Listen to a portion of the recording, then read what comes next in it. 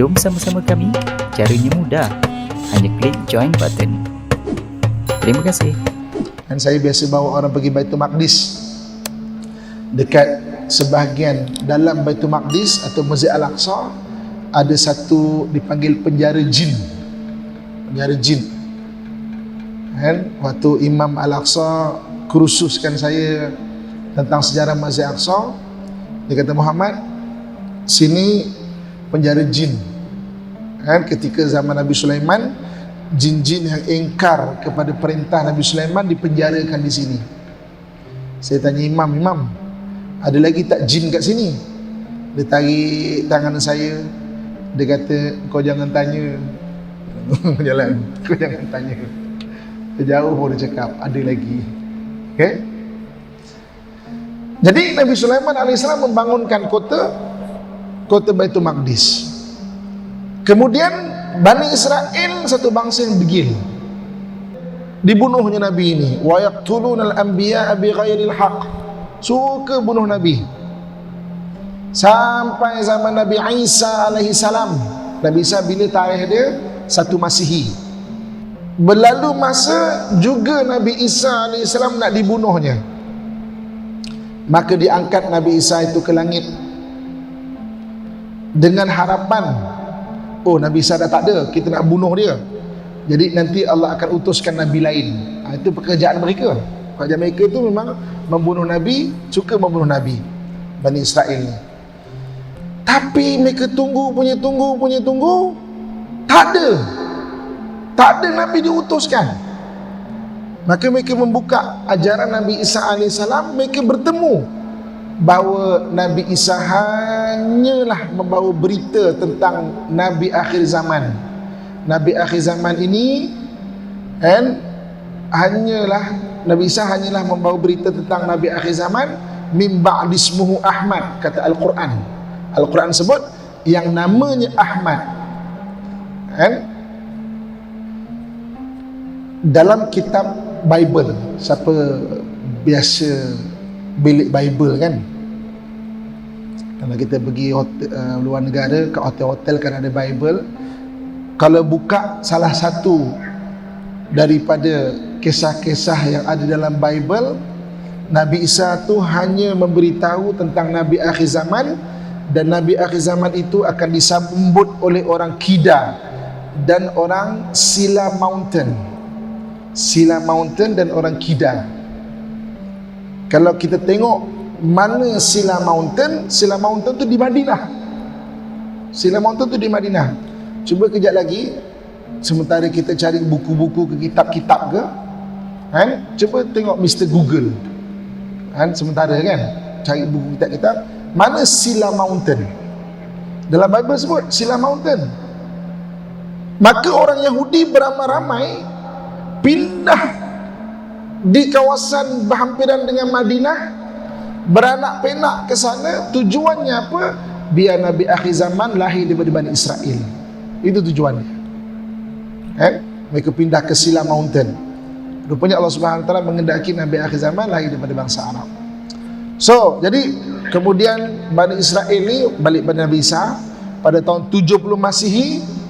Mereka cuba memerangi Rom datang ke Jerusalem, hancurkan kota Jerusalem. Tak ada, peninggalan dia tak ada dah. Tak ada. So tamadunnya tak ada, yang tinggal hanya bangsa dia saja. Bangsa Yahudi ni satu bangsa yang masih dikekalkan oleh Allah Subhanahu Wa Taala. Dalam hadis Nabi SAW, di akhir zaman nanti dia antara orang yang akan bersama-sama dengan Dajjal. Dajjal kalau keluar nanti, dia adalah orang yang bersama-sama dengan Dajjal dan akan memerangi orang Islam.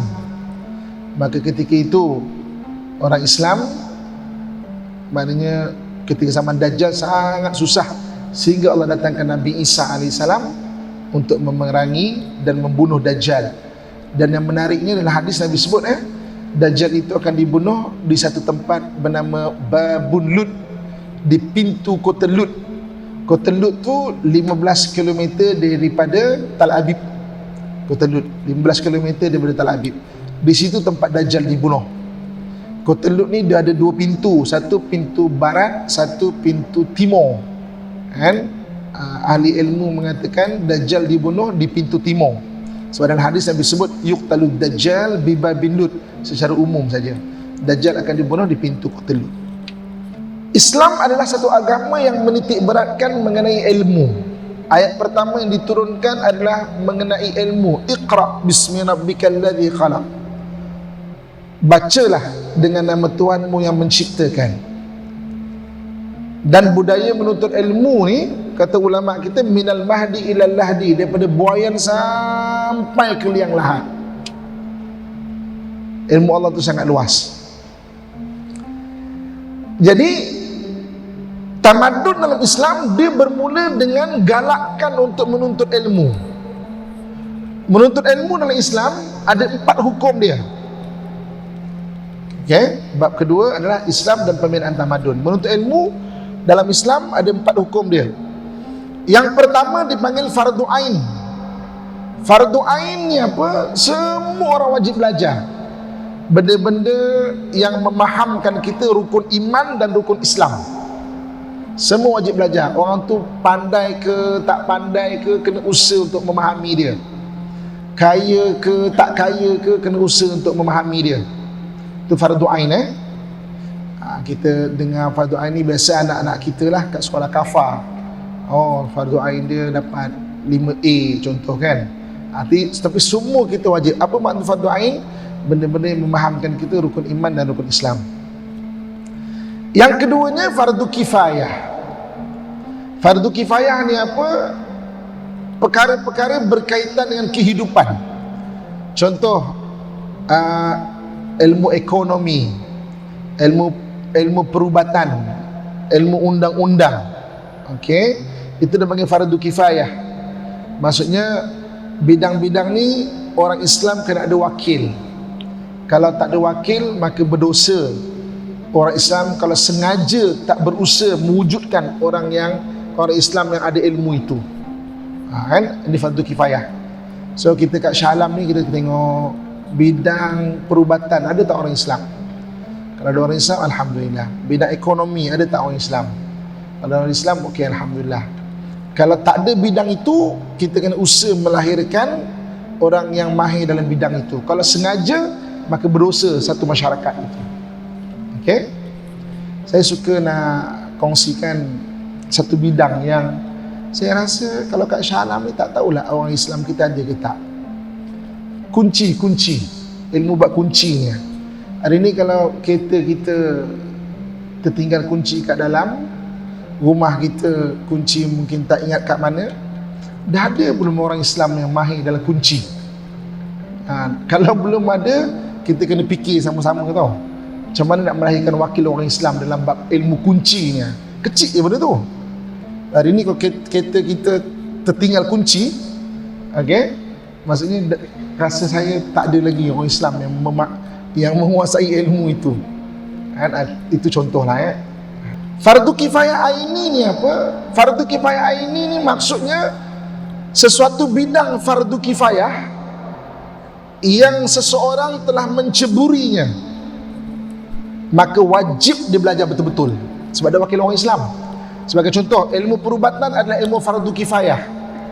Tapi siapa-siapa yang telah menceburi ilmu perubatan, bagi dia wajib belajar betul-betul. Itu dipanggil fardu kifayah aini. Okey. Ilmu undang-undang contohnya, dia adalah ilmu fardu kifayah. Tapi kalau seseorang telah menceburi bidang itu, wajib dia belajar betul-betul sebab dia wakil orang Islam. Ilmu kesenian contoh, ilmu kesenian dia fardu kifayah. Tapi seseorang telah menceburi bidang ini, maka dia wajib belajar betul-betul sebab dia wakil orang Islam. Sebab tu benda ni kita kena cerita ke anak kita yang dekat universiti kau belajar perubatan, belajar undang-undang, belajar ekonomi, jangan belajar main-main. Sebab bagi kita mungkin fardu kifayah, bagi anak ini yang telah mempelajari bidang ini fardu kifayah aini, wajib dia belajar betul-betul. Dia tak boleh main-main. Tak boleh nak copy paste dia punya assignment, tak boleh. Kena buat betul-betul. Dan tuan-tuan muslimin-muslimat sekalian, kehebatan ulama terdahulu paling kurang satu orang ada 7 bidang fardu kifayah aini. Paling kurang. Sebab tu kita tengok Ibnu Sina, kita terkenal dengan ilmu perubatan, tapi Ibnu Sina juga mahir dalam ilmu Al-Quran, mahir juga dalam ilmu hadis, mahir dalam ilmu bahasa.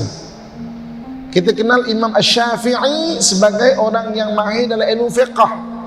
Imam Syafi'i mahir juga dalam ilmu pelayaran. Dia tahu nak ilmu kompas, nak cari pelayaran, melihat bintang. Imam Syafi'i mahir dalam ilmu perubatan. Kita kenal Al-Khawarizmi mahir dalam ilmu matematik.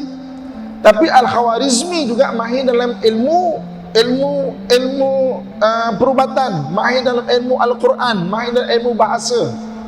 Manusia pertama yang membuat peta bintang. Kita biasa dengar peta ni peta dunia kan, ni peta bintang. Ulama Islam namanya Ahmad Ulugh-Bek. Ulugh-Bek kan, daripada sekarang ni Uzbekistan. Dia satu orang ulama, satu orang pemimpin, dan mahir ilmu Al-Quran, mahir ilmu engineering, mahir ilmu bintang, ilmu falak ni. Dia memetakan bintang. Tuan-tuan sekalian, bintang yang ada dekat atas kita ni, yang dah dipetakan dan dinamakan, bilangan dia 200,000 lebih, 240,000 macam tu kan. Ulugh-Bek berjaya memetakan dia hampir 100,000. Namakan satu. Ulugh-Bek, ulama Islam.